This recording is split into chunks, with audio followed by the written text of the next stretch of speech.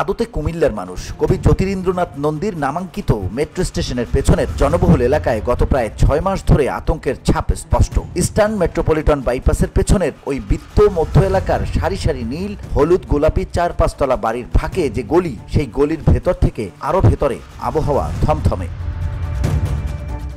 বাড়িগুলো প্রায় সবই হোটেল, সস্তা। সেই হোটেলের অলিতে গলিতে ২-৩ জনের জটলা, কথা বলছেন ফিসফিস করে। নির্জন গলিতেও মানুষের পায়ের শব্দে চলে যাচ্ছেন এদিক ওদিক, ডাকলেও পেছনে তাকাচ্ছেন না। এর কারণ বাংলাদেশে ৫ আগস্টের গণ অভ্যুত্থান।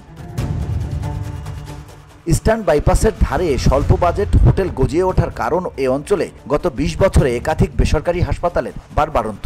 এখানে রোগীদের বড় অংশই বাংলাদেশের মানুষ। তাই ভাতের হোটেল, স্ন্যাক বার, ক্যাফে, ওষুধের দোকানে সবই হয়েছে বাংলাদেশের কথা মাথায় রেখে। ধুলো, ময়লা ও ক্ষতিকর ধূলিকণা থেকে নিমিষেই মুক্তি দেয় চৌধুরী এয়ার পিউরিফায়ার।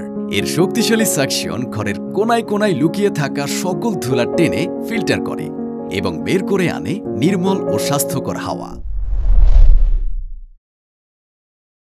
নীল গোলাপি হোটেলের নাম তাই বনানী, গুলশান, বারিধারা, নিউ বনানী প্রভৃতি। এখানে যারা রয়েছেন এদের প্রায় প্রত্যেকেরই রয়েছে দীর্ঘকালীন বৈধ ভিসা, কিন্তু কেউই কথা বলবেন না। যারা ঢুকেছেন তাদের প্রায় সবাই পালিয়ে এসেছেন প্রাণের ভয়ে, বললেন অঞ্চলে পরিচিত এক ব্যক্তি, যাকে শুধুমাত্র ভৌমিক বাবু বলেই সবাই চেনেন। তিনি এক হোটেলের ম্যানেজার, বরিশাল থেকে কলকাতা এসেছিলেন বহু দশক আগে। তিনি কয়েকটি কথা বললেন।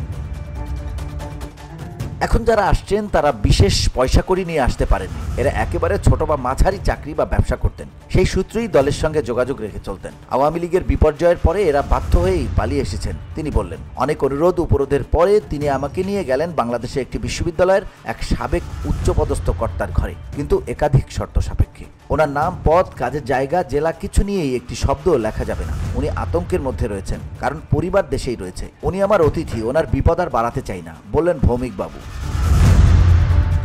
সবুজ সাদা রং করা ঘরের কোনো বিছানায় বসে এক সময়ের প্রভাবশালী শিক্ষা মন্ত্রণালয়ের আমলা। ছোটখাটো চেহারা, চুল কম, বয়স ৫৫ থেকে ৬০, মুখে উদ্বেগের ছাপ স্পষ্ট। দৈনিক ৫০০ টাকা দিয়ে এক কামরার ঘরে থাকতে হচ্ছে ওই আমলাকে, যিনি মাস দিনেক আগেও থাকতেন প্রশস্ত সরকারি বাংলোয়।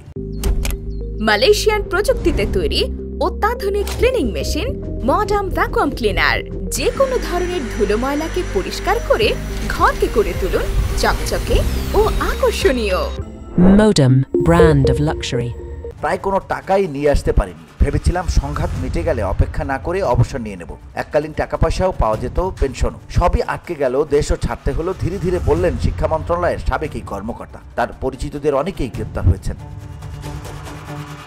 যারা বাধ্য হয়ে আওয়ামী লীগ করতেন বা দলের সঙ্গে সরাসরি যুক্ত ছিলেন, তারা সবাই আক্রান্ত হচ্ছেন। সব জায়গায় সংখ্যালঘুদের কিছু বাড়তি সমস্যা থাকে, তা অবশ্যই আছে, তবে শুধুমাত্র হিন্দুদের আক্রমণ করা হচ্ছে বলে আমি মনে করি না, তিনি বলেন।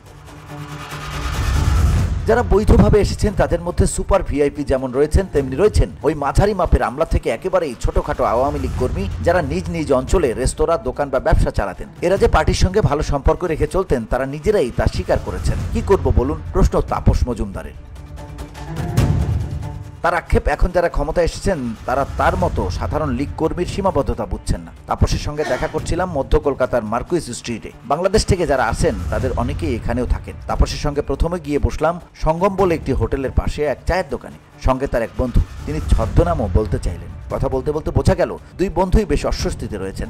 বললেন এই অঞ্চলের অনেকেই তাদের চেনে, এরা আমার নারী নক্ষত্র জানে। আমি যে মুসলমান তা এদের অজানা নয়, বললেন Tapas. VOD Bangla news desk.